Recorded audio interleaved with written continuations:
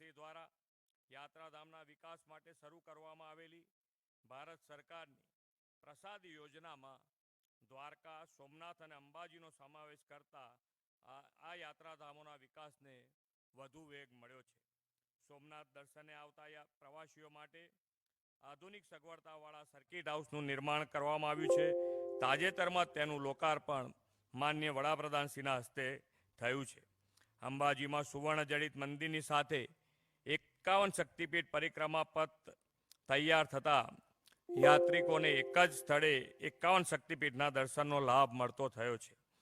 રૂપિયા 61 કરોડના ખર્ચે નિર્માણ થયેલા આ પરિક્રમા પથ અને લાઇટ એન્ડ સાઉન્ડ શો શરૂ થતાં યાત્રાળુઓની સંખ્યામાં મોટો વધારો જોવા મળ્યો છે.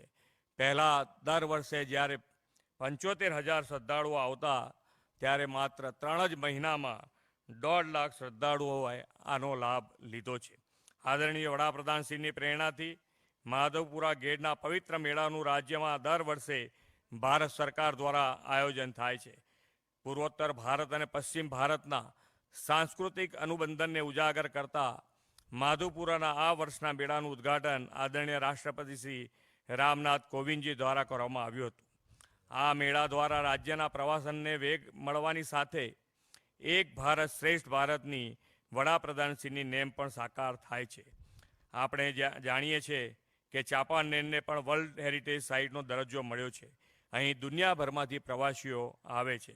અહીં આવતા પ્રવાસીઓને વધુ સારી સુવિધા મળે તે માટે આ વર્ષના બજેટમાં રૂપિયા 20 કરોડની જોગવાઈ પણ કરી છે.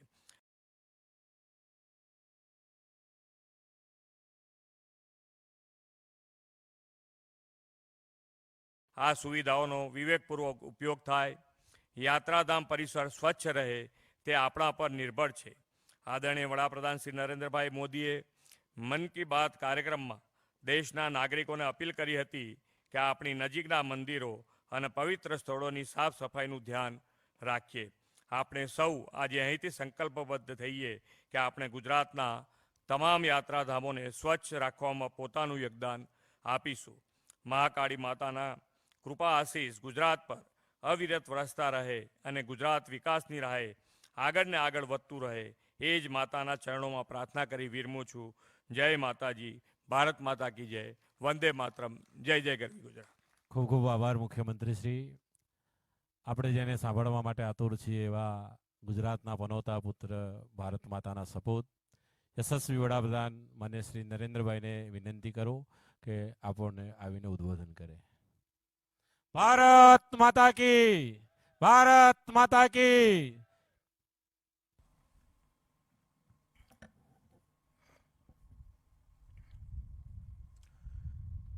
कार्यक्रम में उपस्थित गुजरात के लोकप्रिय मुख्यमंत्री श्री भूपेंद्र भाई पटेल,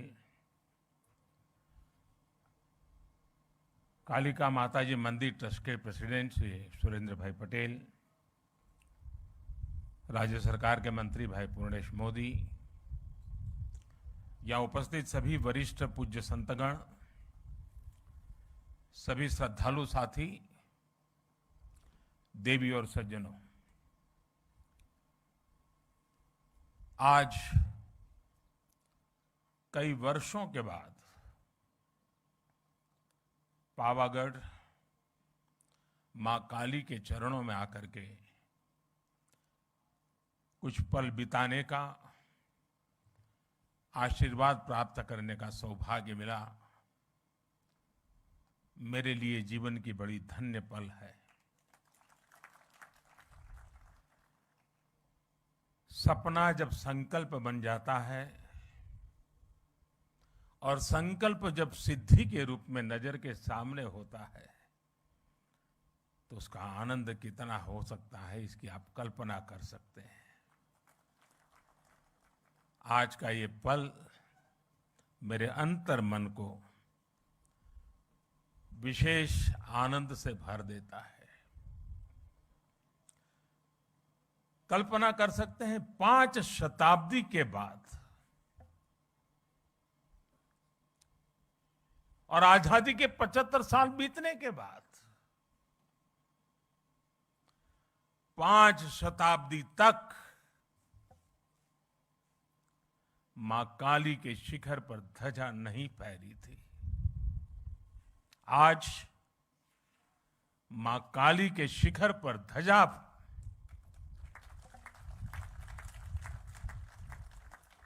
ये पल हमें प्रेरणा देती है, ऊर्जा देती है और हमारी महान परंपरा और संस्कृति के प्रति समर्पित भाव से जीने के लिए हमें प्रेरित करती है। आज से कुछ ही दिन बाद इसी महीने के अंत में गुप्त नवरात्रि शुरू हो रही है। गुप्त नवरात्रि से ठीक पहले पावागढ़ में मां काली का ये शक्तिपीठ, महाकाली मंदिर अपने भव्य और दिव्य स्वरूप में हमारे सामने है। शक्ति और साधना की यही विशेषता होती है।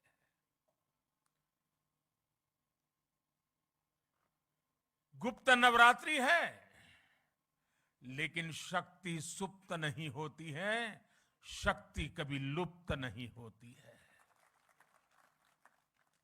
जब श्रद्धा, साधना और तपस्या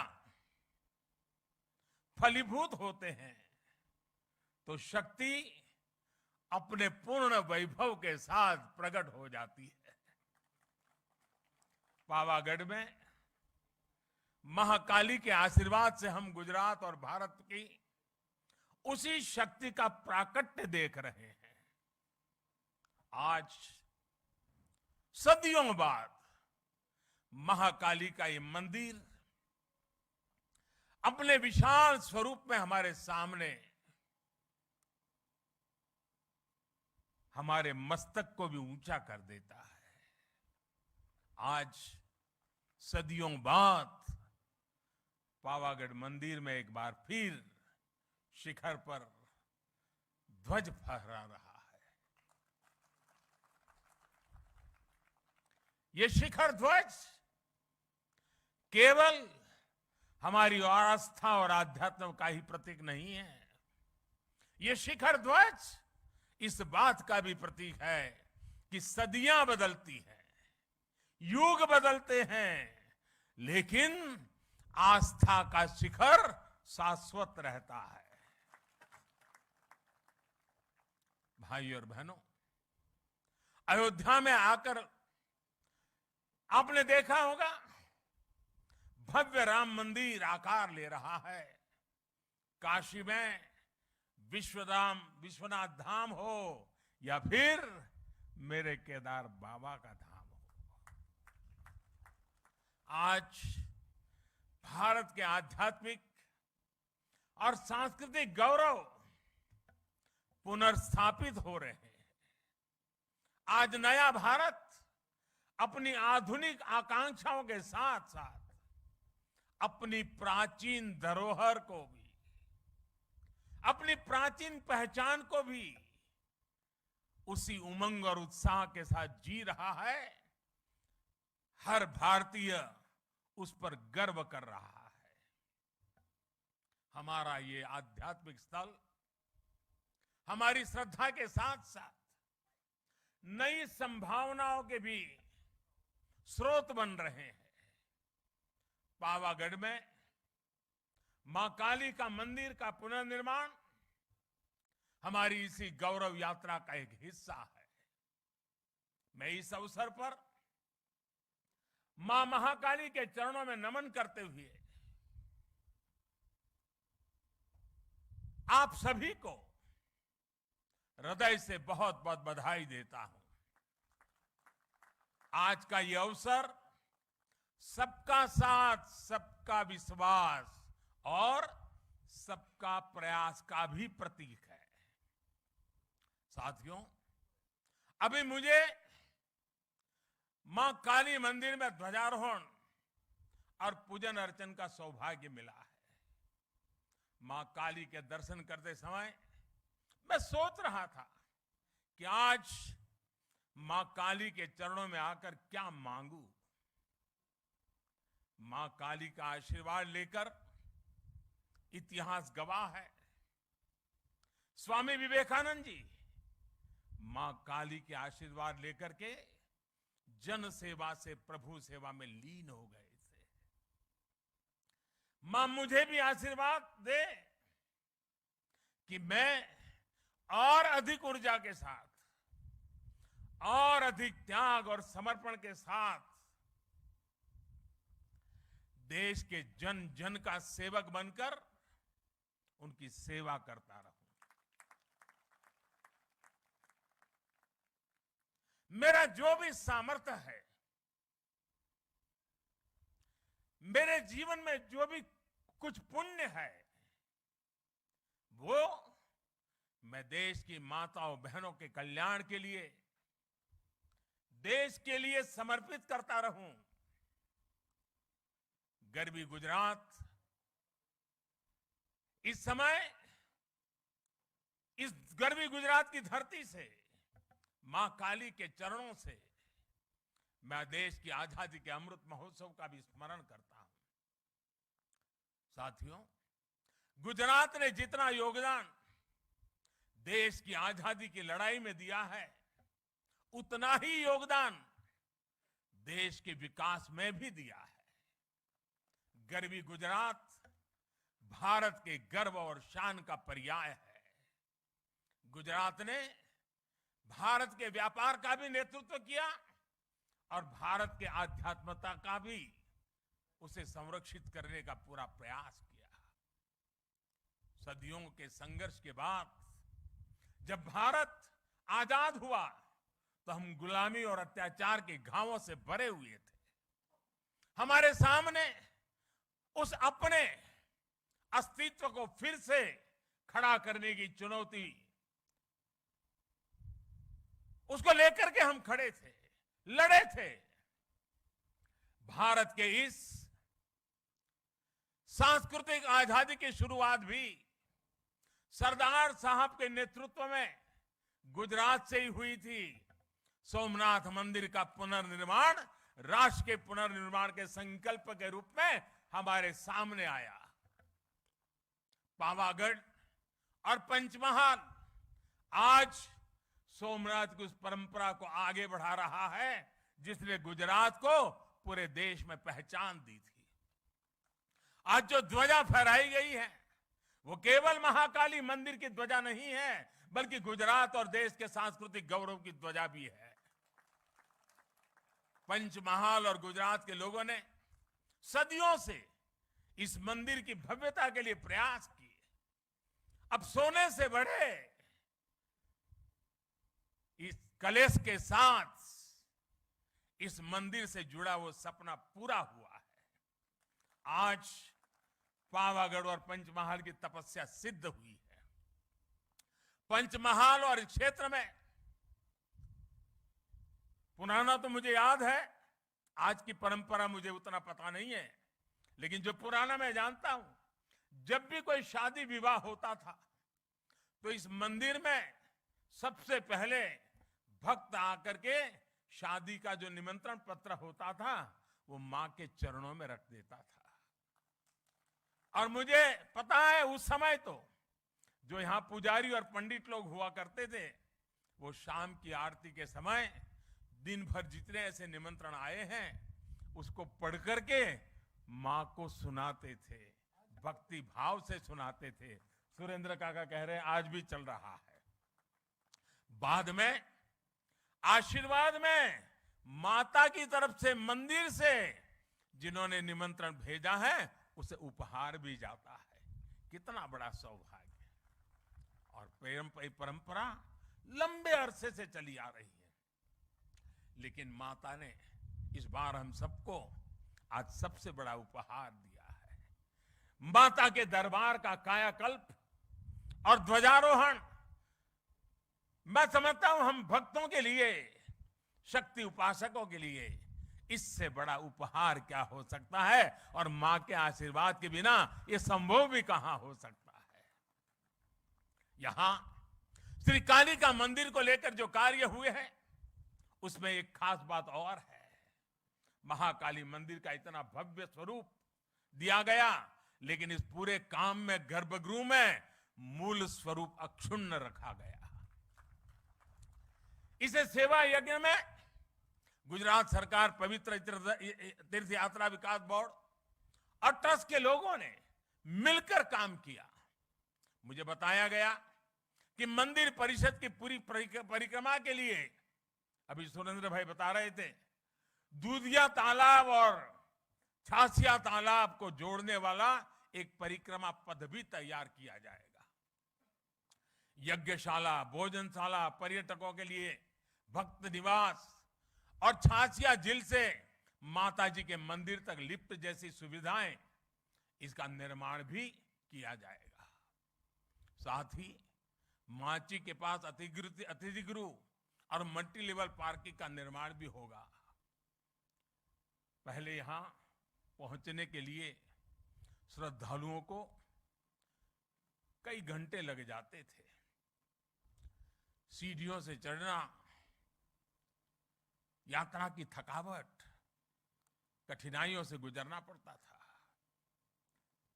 पहले सीढ़ियां भी कैसी थी, जो पहले आए हैं उनको पता है, उसको सीढ़ी कह सके कि न कह सके, ये हाल था। लेकिन आज वो भी रचना अच्छी हो गई है। अब मंदिर तक पहुंचने के लिए अच्छे पत्थर से अच्छी सीढ़ियां बनाई गई है। सीढ़ियां की ऊंचाई भी ज्यादा नहीं है, बराबर हिसाब से रखा है ताकि चढ़ने वाले को दिक्कत ना हो। पहले मंदिर परिषद में 2 दर्जन लोग भी एक साथ नहीं पहुंच पाते थे। आज 100 से भी ज्यादा लोग एक साथ यहां आ सकते हैं, पूजा अर्चन कर सकते हैं। भीड़ का दबाव कम हुआ है तो यात्रियों के लिए सुरक्षा भी बढ़ी है। मंदिर परिषद के विस्तार से भगदड़ जैसी घटनाओं से भी बचा जा सके, और हमें निरंतर जागरूक रहना ही पड़ता है ऐसी जगह पे। और अब तो इसके बाद शायद यात्रियों की संख्या बढ़ जाएगी, हमें उन सारी व्यवस्थाओं की चिंता करते रहना पड़ेगा। और मैं अभी से सभी काली भक्तों से प्रार्थना करता हूं कि अनुशासन का पालन करना होगा, क्योंकि कठिन जगह है, कोई हादसा न हो जाए। पहले कई बार हादसे होते थे, बड़ी चिंता सताती थी, लेकिन माँ के आशीर्वाद से फिर गाड़ी चल पड़ती थी। मैं चाहूंगा हम उस अनुशासन का भी पालन करेंगे, क्योंकि कठिन स्थान है, ऊंचा स्थान है, कठिनाइयों के बीच काम करना होता है। तो हम जितना अनुशासन का पालन करेंगे, यात्रा भी अच्छी होगी, माँ के आशीर्वाद भी प्राप्त होंगे। पहाड़ी के ऊपर जो दूधिया तालाब है, उसे भी डेवलप किया जा रहा है। इस तालाब के चारों तरफ एक परिक्रमा, सर्कुलर पथ बनाया है। इससे भी लोगों को काफी आसानी हुई है। मां महाकाली के चरणों में आकर हमें बार बार उनके आशीर्वाद प्राप्त करने के लिए का मन स्वाभाविक रूप से होता है। लेकिन पहले पावागढ़ की यात्रा इतनी कठिन थी कि लोग कहते थे कि कम से कम जीवन में एक बार माता के दर्शन हो जाए। आज यहां बढ़ रही सुविधाओं ने मुश्किल दर्शनों को सुलभ कर दिया है। माताएं, बहनें, बुजुर्ग, बच्चे, युवा, दिव्यांग, हर कोई अब आसानी से मां के चरणों में आकर के अपने भक्ति का, मां के प्रसाद का सहज लाभ ले सकते हैं। अभी मैं खुद भी यहां पहुंचने के लिए टेक्नोलॉजी के माध्यम से आया, रोपवे के माध्यम से आया। रोपवे में न केवल ये यात्रा आसान की है, बल्कि रोपवे से पावागढ़ की अद्भुत जो खूबसूरती है, उसका आनंद भी मिलता है। आज गुजरात में कई तीर्थ और पर्यटन स्थल ऐसे रोपवे से जुड़ रहे हैं। पावागढ़, सापुतारा, अंबाजी, गिरनार में रोपवे होने से लोगों का काफी सहूलियत मिल रही है। पावागढ़, मां अंबा और सोमनाथ, द्वारकेश की आशीर्वाद से ही गुजरात गरवी गुजरात बना है। गुजरात के महान कवि नर्मद ने गुजरात की सांस्कृतिक महिमा का वर्णन करते हुए लिखा है,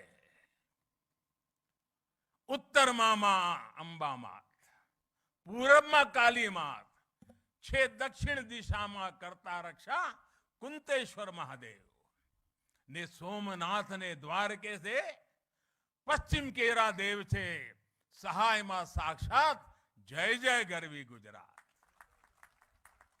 आज गुजरात की यही पहचान आसमान छू रही है। कवि नर्मद ने गरवी गुजरात की पहचान के रूप में जिन सांस्कृतिक केंद्रों का नाम लिया है, आज वो सभी तीर्थ एक नई विकास यात्रा पर आगे बढ़ रहे हैं।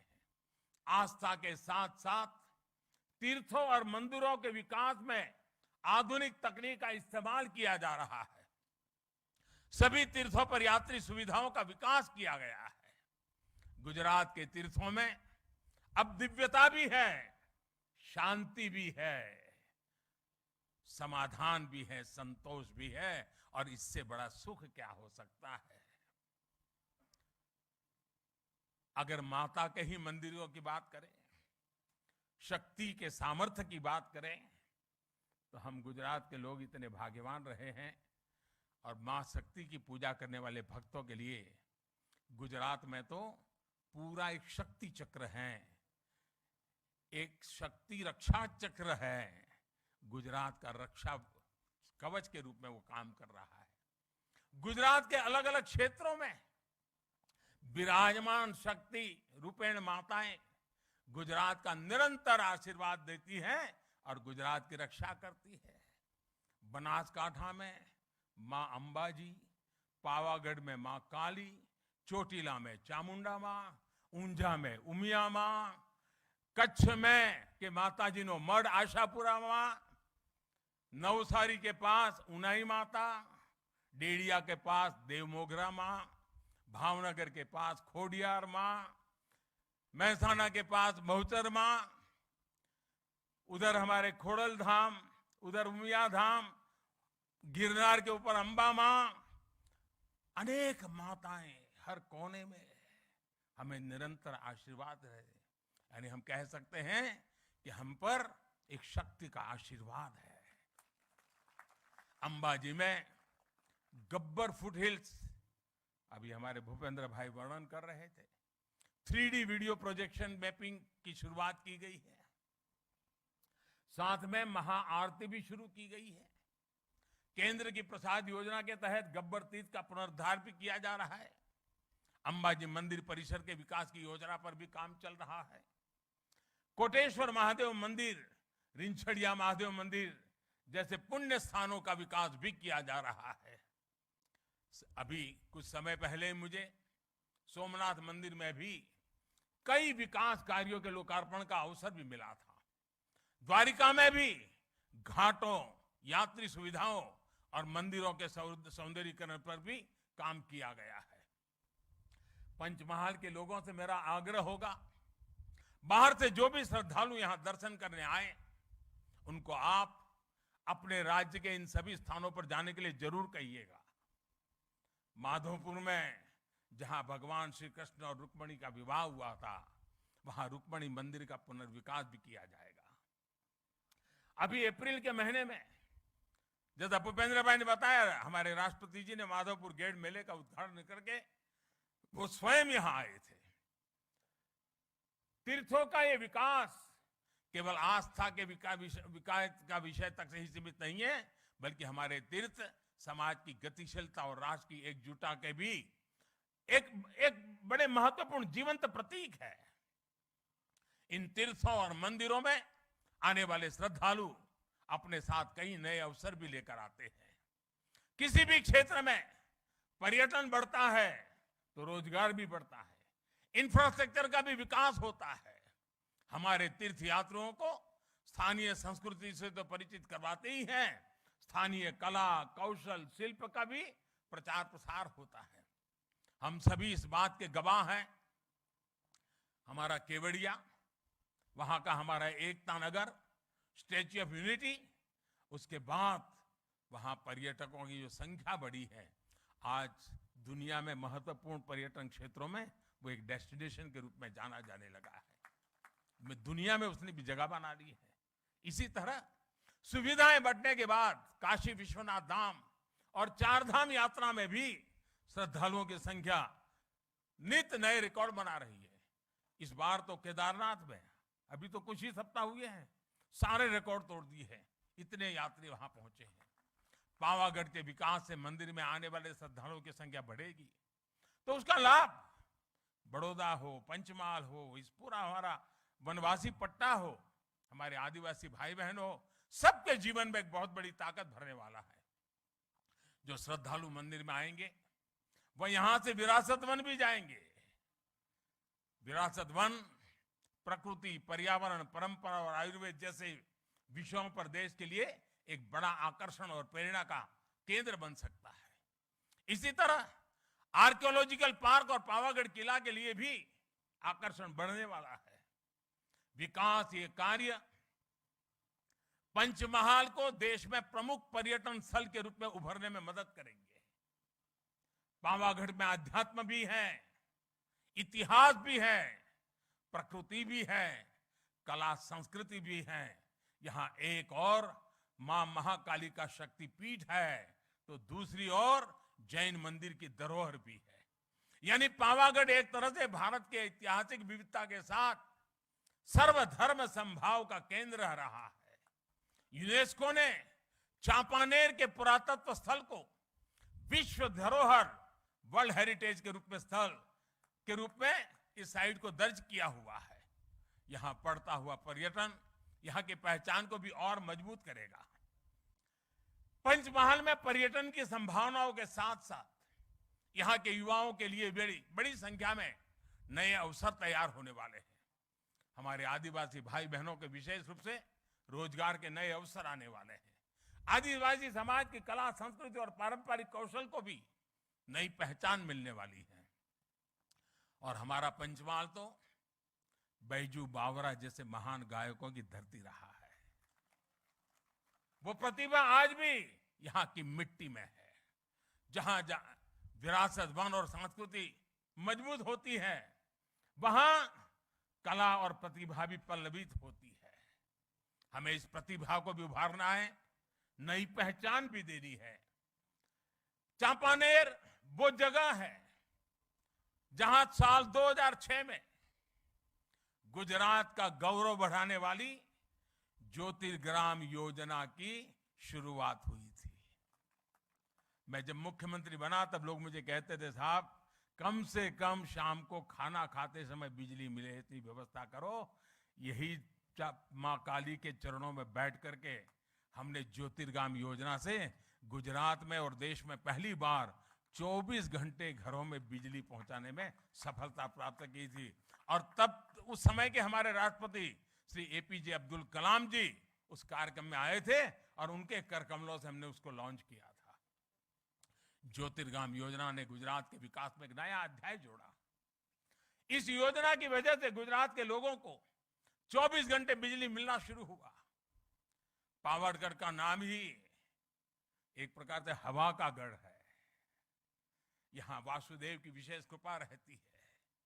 मुझे विश्वास है कि हमारे सांस्कृतिक पुनरुत्थान और विकास की जो हवा पावागढ़ में बह रही है, इसकी महक भी पूरे गुजरात और देश में पहुंचेगी।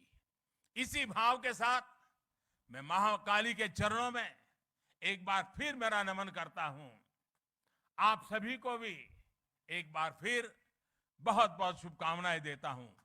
અને આજે જ્યારે માં કાળીના ચરણોમાં આવ્યું છું ત્યારે ગુજરાતનો વિશાળ ફલક અને અન્ય રાજ્યોથી પણ માં કાળીના ભક્તોની અનગિનત સંખ્યા ખૂબ શ્રદ્ધા સાથે અહીંયા આવતી હોય છે। એ શ્રદ્ધાળુઓને પણ અનેક અનેક શુભકામનાઓ આપું છું। કારણ એમણે જે સપના જોયા હશે, એમના પૂર્વજોએ જે સપના જોયા હશે, એમના પૂર્વજો જે આશા સાથે આવતા હતા અને નિરાશ થઈને પાછા જતા હતા, આજે એમના સંતાનો એમના પૂર્વજોને પણ કહી શકશે કે આપે ભલે કષ્ટ વેઠ્યા હોય પણ હવે યુગ બદલાણો છે। હવે માં કાલી પૂરા ગૌરવ સાથે આપણને આશીર્વાદ આપી રહી છે. એવી જ એક ભાવના સાથે ફરી એકવાર આપ સૌને ખૂબ ખૂબ શુભકામનાઓ. સૌ ટ્રસ્ટી મંડળને, ગુજરાત સરકારને, ભૂપેન્દ્રભાઈના નેતૃત્વમાં થયેલા કામોને હૃદયથી બિરદાવું છું. આપ સૌને ખૂબ ખૂબ શુભેચ્છા આપું છું. ખૂબ ખૂબ ધન્યવાદ. ખૂબ ખૂબ આભાર પ્રધાનમંત્રીજી. શ્રી કાલિકા માતાજી મંદિર ટ્રસ્ટના નિમંત્રણને માન આપી આપ સૌ મહાનુભાવો ઉપસ્થિત રહ્યા, આપનો ખૂબ ખૂબ આભાર. બીજી એક સૂચના કે પ્રધાનમંત્રી શ્રી અહીંયાથી વિદાય ન લે ત્યાં સુધી આપણે આપણી જગા નહીં છોડીએ.